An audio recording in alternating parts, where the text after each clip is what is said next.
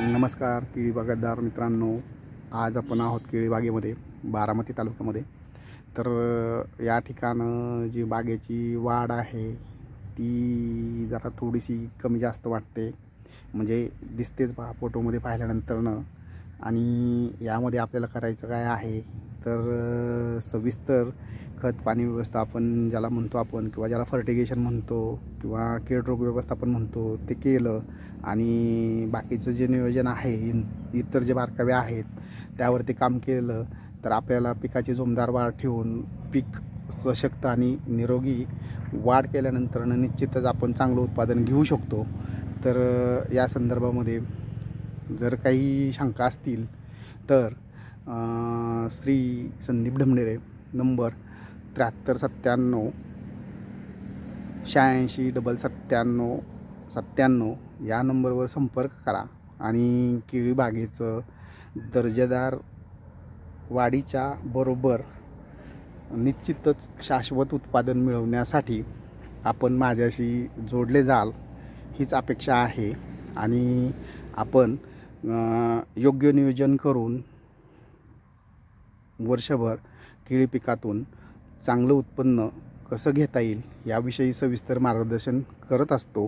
याच्या आधीचा माझा पहिला व्हिडिओ आहे तो तुम्ही पाहिलेलाच आहे, आणि त्याच्यामध्ये आपल्या गडांमधील फाण्यांची संख्या जी आहे 8 ते 9 आणि 9 ते 11 ते 12च्या दरम्यान जास्तीत जास्त 13पर्यंत ठेवण्याचा प्रयत्न केलेला आहे। आणि त्यापासून आपल्याला चांगलं म्हणजे एका गडाचं वजन साधारणपणे 33 ते 34 किलोपर्यंत भेटलेलं आहे।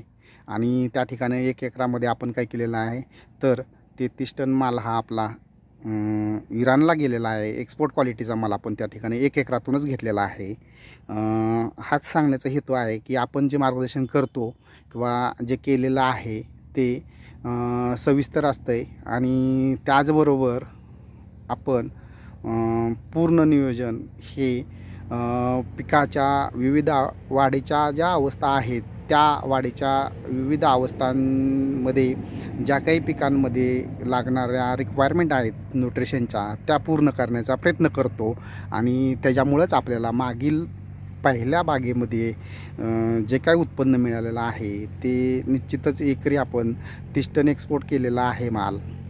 आणि याचा सांगण्याचा हेतू एकच की आपण जे मार्गदर्शन करणार आहे किंवा जे करत आहोत ते शेतकरी शेतीतून शाश्वत उत्पन्न घेऊन निश्चितच चांगलं उत्पादन कसं काढू शकतो त्याच्यासाठी तो पहिला व्हिडिओ होता। आणि आजचा जो व्हिडिओ आहे तर बागेतील जी वाढ बाकीच्या काही समस्या आहेत तर त्या संदर्भातला हा व्हिडिओ आहे। एवढंच सांगण्याचा या ठिकाणी माझा प्रयत्न आहे। बाकी धन्यवाद शेतकरी मित्रांनो आणि केळी बागायतदार मित्रांनो।